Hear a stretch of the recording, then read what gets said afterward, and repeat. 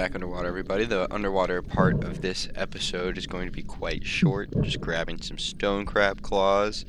And the main part of this video is going to be me actually showing you how to make a stone crab ravioli with those claws. So you see right now I'm using a lobster tickle stick to get it kind of out of its rock, because I don't want to get pinched. I know there are people that just grab them with their hands. I do that sometimes when they're in a position that makes it easy for me to do that.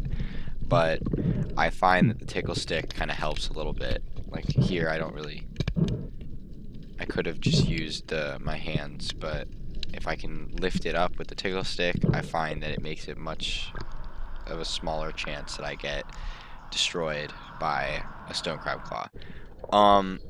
So I'm getting some pretty decent sized claws here. As you can see, as I was doing it earlier, I was using a knife in the first knuckle to get the crab to release its own claw. If you pull the claw off, you have a chance of killing the crab, so don't do that. But yeah, just grabbing some claws. Don't need very many for this recipe. Got some really nice ones. This guy's shell is super thin. He's kind of nice claws. Alright, so for the sauce, here are the ingredients. I'll leave a full list in the description. But the main gist of it is we are going to boil the water with all of these ingredients for a very long time until we can extract flavor of the mushroom. Then we're going to mix it in with cheese and heavy cream and create a sauce out of it.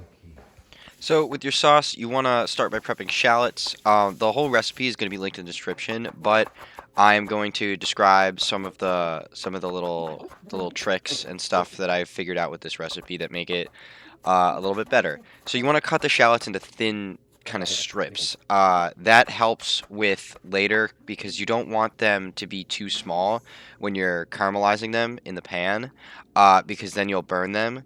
But the strips still allow you to get, like, you know, a good caramelization with the mushrooms, and it allows it to, like, at the very same time that the mushrooms are golden brown, the shallots will be ready.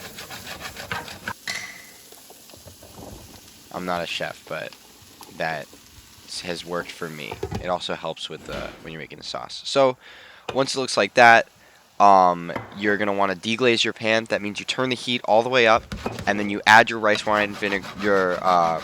vinegar and your white wine to get it from sticking to the bottom of the pan. Once you don't smell the alcohol in the vinegar anymore, you want to add bay leaf, thyme, simmer that for just like couple more minutes, and then you want to transfer it to a pot of boiling 8 cups of water. Once it's there, you want to reduce that boil to a simmer and let that simmer for 3 hours. You can let it simmer for even more because the amount of liquid it gives is a lot. So you won't even need all of it for your sauce. You want to reduce it all the way down. So now I'm working on the raviolis. You want to make a well, and then crack your egg yolks into that well. The longer you can keep that well in shape when you start mixing with a fork, the better. So you want to make sure your well is sufficiently deep and the sides are tall so that you prevent the egg yolks from just like racing outside. So you want to break the yolk and stir it with a fork. When you're stirring, just kind of dig the fork into the sides of the walls at the bottom to incorporate more and more flour, and then tap some flour on the top. And that's how I get it to stir into a nice consistency. I wait until it's kind of like it's kind of like a pancake battery kind of consistency, and then I start kneading. So that's what I'm doing right now, is I'm just making sure that once I start kneading, liquid's not just going to go everywhere. So now I can start kneading with my hands. I knead until I get it into a ball of what is recognizable as dough, and then I knead for 10 more minutes after that. So there's my ball of dough. I wash my hands, and then I just get to work for 10 minutes kneading that out. After that, you want to let it rest in the fridge for about 30 minutes, and then you can work with it. So now I'm working on my filling. Slice some mushrooms. You want to have about as much mushroom as you have stone crab. You can also do this recipe without stone crab and just do mushroom the whole way. So just do 2 times the mushrooms you normally do. And then prep a shallot and put it back in that same pan that you used before. Don't even have to add more oil. And just let all that get to the same place that you had it before, just golden brown. You want to cut up a clove of garlic and about 3 sprigs of thyme.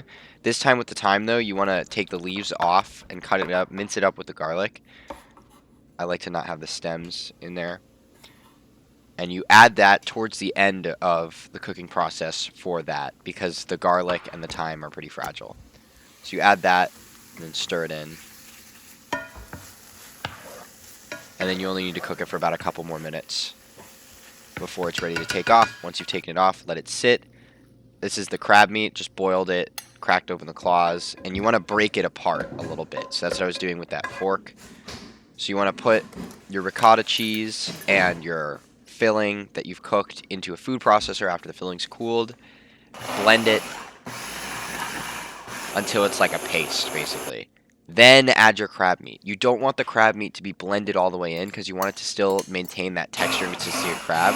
So you just want to pulse it just a couple times. That was the maximum amount I did with the crab. Then mix the rest with a fork and just make sure there's no massive chunks of crab. And that's the perfect consistency. I'll show you in a second once I've stirred it, and you'll be able to see what I'm talking about here, how it's not just like pasted in and the crab still has its crab consistency. So now you want to start rolling out your dough. A pasta roller makes this more efficient, but I didn't have one here because I'm not in the kitchen I normally cook in.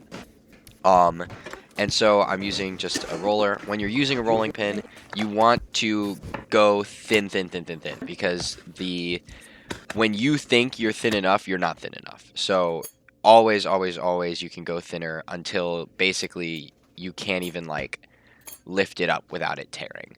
So now I'm just making the raviolis, just pack it, you cut it out with a stencil, you put the filling in the bottom, and then you put the top one on, and you press it with a fork just like that, over and over again. This is time consuming, but it is worth it at the end.